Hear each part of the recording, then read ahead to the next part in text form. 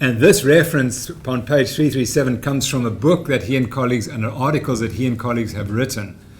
And they've extended it from not just those serious conditions where you have obviously much more severe gluten intolerance. But he says a combination of irritable bowel syndrome symptoms, these are all related to NCGS, is non-celiac gluten sensitivity. So what he's saying is that all these conditions are linked to gluten in the diet. So abdominal pain, bloating, bowel habit abnormalities, and systemic manifestations such as foggy mind, headache, fatigue, joint and muscle pains, etc., etc., etc. And many patients with these conditions already report the causal relationship between the ingestion of gluten-containing foods and worsening of symptoms. In children, these symptoms of non-celiac gluten sensitivity manifest with typical gastrointestinal symptoms such as abdominal pain, chronic diarrhea, while the extraintestinal manifestations seem to be less common, and the most common is tiredness. And it's really interesting that when people go on a low carbohydrate diet and cut wheat, one of the first things they tell you is they've got much more energy. So what I'm saying is this is a new group of conditions that have not been proven to be linked to gluten, but which there's enough evidence to develop this hypothesis they could well be linked to gluten in the diet. Now the question is, when we told people that they must eat cereals and grains, did we do it because we had the evidence? Did we have randomized controlled trials to prove that what we were doing was good? And the answer was, I'll show you we did, but these studies are ignored.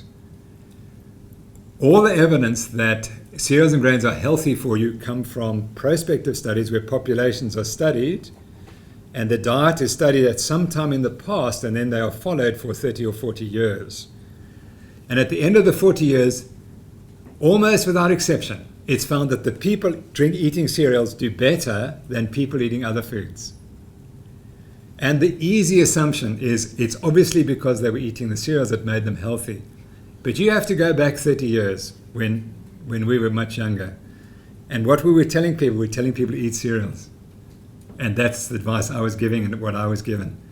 And so if you read the literature and you wanted to be healthy, you'd eat cereals, but you'd do everything else as well. You wouldn't just eat cereals, you would run marathons, and you wouldn't smoke, and you'd go to bed early, and you'd sleep 8 hours a night, and you'd rest on weekends, all sorts of things. And you'd be married, and you'd be high socioeconomic class. And all those factors could predict why you did well. But the scientists, in their error, simplified the science so terribly that they said it's the grains that are making you live longer. And I'm going to address that at length in future. So the question we have to ask today is, well, that's fine. Those people lived longer, they were eating cereals and grains, but that's not hard science. That's not the science we can base guidelines for the whole nation. We have to do intervention trials. We have to take a population and give them more cereals and see if they get healthy. And here I list, so interestingly, despite the advice that humans should eat healthy whole grains for long-term health, there are no long-term randomized controlled trials showing benefits from such health foods. There are no trials. That's a big statement. Instead, all the published studies, and there they are, 111 to 118, have failed to show any benefits of this dietary change. So when people say our advice is evidence-based, it may well be, but the evidence may be flawed, and we have to understand what is good evidence and what is flawed evidence. And this is a classic example of flawed evidence. So we've heard that you must take fiber to prevent your risk of colon cancer. There are a number of studies I'm showing you, no effect of fiber intake on colon cancer. And worse, in observational studies, vegetarians, in fact, have a slightly higher rate of colon cancer than non-vegetarians. But that's an associational study. So the point I'm making is that hard science is intervention trials. And when we draw up dietary guidelines, we look at the intervention trials first. We don't look at the associational studies. And unfortunately, as I will show you, most of nutritional science is based on associational studies, not intervention trials. So from this book, I got some of these whole grains on trial, and I'm just listing them there. Those are 4 studies that shows increased negative calcium balance with brown rice and white bread. And it's often said, you see, when you go on a meat diet, you're going to become calcium deficient, and not true. The evidence, it's brown rice and white bread which causes that. And there are minimal effects on glycemic index of whole grains. So if you're told that you must eat only whole grains because they won't cause that glucose spike, it's actually not true. And those are some of the studies which we've represented. But let's just go briefly, and it's tedious, but we have to do it because we're looking at the science, and we need to look at that harshly. So here's the study, the DART study, in which they changed fiber intakes, and they looked at death and myocardial reinfarction rates. And so this is an intervention trial, which means that the people actually changed. So we're trying to say, it's what did the change do to their long-term life expectancy, and whether they had heart attacks and so on. So subjects given dietary advice, i.e. eat more cereals, had a slightly higher mortality from heart attack or myocardial reinfarction than did the other subjects, but it's not significant. The subjects advised to eat fatty fish, however, had a 29% reduction in 2-year all-cause mortality. So it's a fabulous study telling you if you had a heart attack, you better eat fatty fish. And again, where is fatty fish? It's the omega-3s which stabilize the plaque. And remember, so this is a 2-year study. So that, I'll bet they didn't reverse their coronary artery disease. They've still got coronary artery disease. But you don't die of coronary artery disease. You die when the plaque ruptures. And we've discussed omega-3s will prevent the rupture. So here's a lovely study, and they found that what really made a difference was fatty fish. It wasn't the cereals. And why should that be the cereals? What do they have that's magical that's going to change heart attack risk? Whereas fish have magical constituents because they have those fats, essential fats. And this is a study of wheat bran on glycemic control. That's the ability to control your blood glucose, and risk factors for cardiovascular disease in people with type 2 diabetes. And David Jenkins, the senior author, has been pushing so-called low glycemic diets for some time. And that's why he would say wheat bran, it's low glycemic, it's going to help. And so let's see what happens. So the study showed that high fiber cereal foods did not improve conventional markers of glycemic control or risk factors for heart disease and type 2 diabetes over 3 months. Yet I showed you yesterday that if you put these people on a low carbohydrate diet and a higher fat in content, you do change these markers. And it's understandable why, because you reduce the carbohydrate load. And I showed you that study showing that it's carbohydrates in the diet that determine your glucose in the bloodstream. So if you're giving cereals, why would it make any difference? You're still loading the system with carbohydrate in patients who can't metabolize carbohydrate. So their high fiber cereals, they're not healthy. They're not going to help you if you've got diabetes. And this is a further follow-up on the DART study, which was the first study in which they increased their fiber of people with heart disease. And I think this was an 8-year follow-up. And again, fat and fiber advice had no clear effect on coronary all-cause mortality. The risk of stroke death was increased in the fat advice group. The overall unadjusted hazard ratio was 2.03. So this was, and there was some evidence for changing the fat intake did influence the outcome. But we're focusing currently on the dietary advice to increase fiber.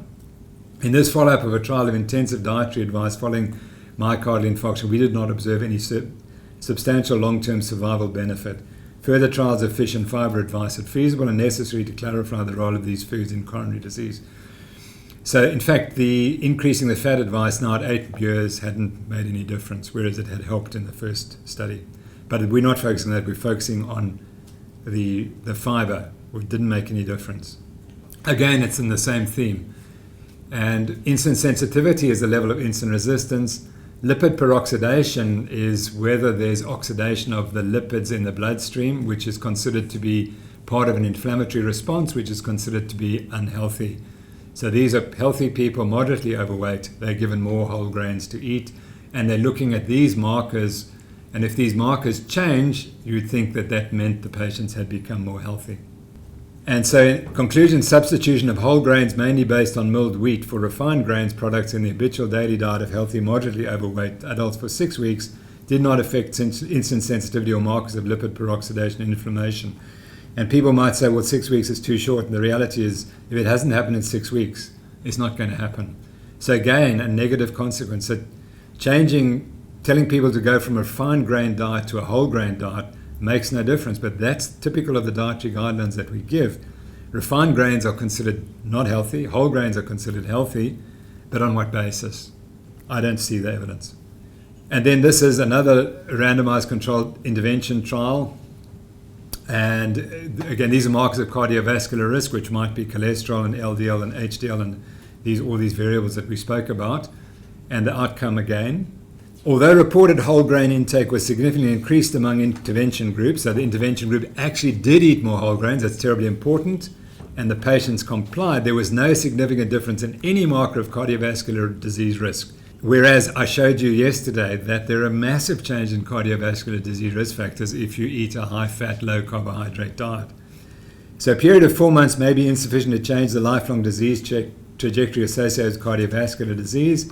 The lack of impact of increasing whole grain consumption on cardiovascular risk factors implies that public health messaging may need to be clarified to consider the source of whole grains and or other diet and lifestyle factors linked to the benefits of whole grain consumption seen in observational studies. So here they're making the point that in observational studies where you take a population and look at what they do, there's clear evidence that those who eat whole grains do better. But the question is, it's clearly not the diet. And that's the key. It's not the diet of whole grains that explains why they do better. And that's how we do it in science. We do an intervention, and that proves whether or not there may be a causal relationship. There is no causal relationship. So whole grains are not making us healthier. In fact, they could be making us less healthy, but it's masked because the population that eat whole grains are so healthy normally, they still turn out at the end to be healthier. But if they stopped eating whole grains, they might even be more healthy. And that's the point that perhaps needs to be considered. And here's a good example. They continue to eat these whole grains, or they eat the whole grains, cardiovascular risk factors don't change. But we know if that group were to eat a high fat diet, their cardiovascular risk factors would change. And I've given you that evidence. So perhaps we need to consider those other factors, other diets, that may be helping us become healthy. Professor, did you mean a high fat diet or high carbohydrate? I meant a high fat diet if I got it wrong. So here we move, and you'll see that in the dietary guidelines, it often says you may eat lots of vegetables because they have antioxidant properties. So the question is, but what other constituents of the diet might have an antioxidant effect? And if you believe whole grains are healthy, well, whole grains might have that antioxidant effect. So here's a study of 14 days of, obviously that's a short-term study, but nevertheless, let's look at what the results were. So the whole grain diet added all these things which we're told are healthy. And they may well be. Fiber, vitamin B6, folate, selenium, copper, zinc, iron, magnesium, and cysteine. Despite higher intakes of these healthy nutrients, no significant difference was seen in any of the antioxidant measures between the refined and whole grain diets. So therefore, the antioxidant effect, if there is one, would not be provided by these nutrients. And again, it shows that this is not a health food. And even when you make it whole grain or refined grains, the whole grain doesn't become a health food that has special characteristics that we should be concerned about. And they confirmed that the antioxidant measures in the bloodstream, which were considered to be good, in other words, more antioxidant, that's beneficial. There was no difference between the groups when they ate whole grains or refined grains. And continuing on the same theme, this is effects of rye and whole wheat versus refined cereal foods on metabolic risk factors. Now, according to the guidelines, it must be healthy to eat whole wheat versus refined cereals. And this is a randomized study, again, which is intervention trial. And so the results were that 61 participants in the control group and 62 in the whole grain group completed the dietary intervention. That was good compliance. That's very important to make sure people do what they're told. And at the end of the intervention, insulin sensitivity indices, that's a measure of their level of insulin resistance. So if you're sensitive, that's good. If you're insensitive, that's bad. And secretion, those variables, and lipids, inflammatory markers did not change significantly in the whole grain and control groups as compared with the baseline. And there was no difference between the two groups. Again, a failed study doesn't show that eating whole grains made any difference compared to eating refined grains. So whole grain cereal food consumption compared with refined cereals for 12 weeks did not affect peripheral insulin sensitivity. So this would not be the diet that you would prescribe to a person with diabetes or insulin resistance or metabolic syndrome. And I'll explain that so going from refined grains to whole grains doesn't work, but if you cut the grains and replace them with fat, we know it works. So then there are a series of studies, and we've been told that lack of dietary fiber causes colon cancer, and we've got colorectal adenomas. Those are benign tumors of the colon and rectum, which are not considered to become cancerous, but they might be markers that there's something in your diet or in your lifestyle that is putting you at risk of developing carcinomas. The carcinoma is the cancer which metastasizes and spreads through the body, and that's the dangerous one. The adenoma stays inside you, doesn't move, so it's not going to kill you. But it might be a marker that there are problems, so that although the adenoma will not kill you, it may be a marker that something's wrong. So this is now Cochrane analysis, which is a meta-analysis of all the studies that have been done. So they look at all the studies, combine them, because that improves the quality of the evidence.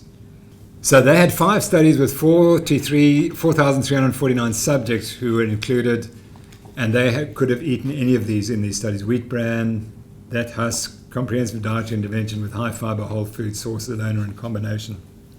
Their conclusion: there's currently no evidence from randomized controlled trials to suggest that increased dietary fiber intake will reduce the incidence or recurrence of these polyps within a 2 to 4 year period. These are benign polyps, so this study shows that we can't prevent them by changing the diet. So something else is causing them. It's not the fact that we're eating too little fiber. And then a follow-up a series in the New England Journal of Medicine, which is, as I've indicated, is considered the best journal, one of the best medical journals in the world. And here's the title: Lack of Effect of a High-Fiber Cereal Supplement on the Recurrence of Colorectal Adenomas. Again, these are not the ones that are going to kill you, but they nevertheless might be markers of problems. And their conclusion: as used in this study, a dietary supplement of wheat bran fiber does not protect against recurrent colorectal adenomas. So again, there was no benefit to adding fiber to the diet. And then again, this is a similar study by a different group published in the same year, but it's not the same study, it's a different study. And they concluded the following: adopting a diet that's low in fat. Remember, many people argue that fat causes cancer. It doesn't. It's carbohydrates that are linked to cancer. But high in fiber, fruits and vegetables does not influence the risk of recurrence of colorectal adenomas. So once again, failure of a high fiber diet to change the outcome. Now this is the key one, because this is cancer and it involves women. So if there's going to be an effect, we're really concerned if we can reduce colorectal cancer, because it's one of the major cancers, at least in men. And so this is important data. So again, it's a study this is a prospective study of 88,757 women between 34 and 59 years. And then they discovered 787 cases of colorectal cancer. So it's not an uncommon condition in all these women. Our data do not support the existence of an important protective effect of dietary fiber against colorectal cancer or adenoma. So the conclusion from these studies that the evidence that increasing fiber intake will improve health, reduce cancer risk of adenomas, it doesn't exist in the literature. It's simply not there. And so it's an hypothesis which was developed in part at the University of Cape Town in the 1950s, which hasn't stood the test of time. And when people do the proper clinical trials, the clinical studies to answer the question, they find there's no evidence. So we have to ask, are we going to continue to tell our patients that they must eat more fiber and they must eat unrefined grains, whole wheat grains, because it's going to help their health? There's no evidence for that from these trials. I picked this up in a recent issue of National Geographic. Now, many of you won't know that National Geographic has just been bought by the Murdoch company, which is frightening, because now the information that you get in the National Geographic is being sold to you by a mogul, a media mogul, who has a lot of influence and a lot of interests and other influences on him. And I just picked up this advert. And what struck me here was how catastrophic this is. Because now you have a magazine that was originally completely independent of all outside influences. And now it comes under the influence of the media. And this is an advert. And you'll notice that they are holding white bread sandwiches, which, to my way of thinking, is not the way we should be feeding children. And there's the question, how can we use nutrition to help kids thrive? And what is it? Make it taste great. And that's what we've been focusing on today. Make it addictive. Make it taste great. And so this is what they say. How can we use nutrition to help kids thrive? And the answer is give them animal produce. That's the answer. But that's not the answer that the National Geographic is giving us today. It's not that. Make it taste great. Children in developed countries only consume 1/3 of the whole grains they need for healthy brain development. There is no evidence whatsoever that whole grains influence healthy brain development. None at all. Dr. Perlmutter believes that grains damage brains. So that statement is completely misleading. What develops brains? It's fat in the diet that develops grains. So what company is putting this advert out? I don't know. I don't know what company it is. So they need the whole grains for healthy brains, strong bones, and high energy levels. You do not make bones from carbohydrates in grains. You make it from nutrients and hormones, and those hormones are often based on fat in the diet. High energy levels. To provide kids with the nutrition they need, we enhance the nutritional value of the family foods they want. And why do they want those foods? Because that's what's in the environment. And we set that environment. That's the obesogenic environment. Our all-natural innovation is the first 100% whole wheat flour with white flour appeal.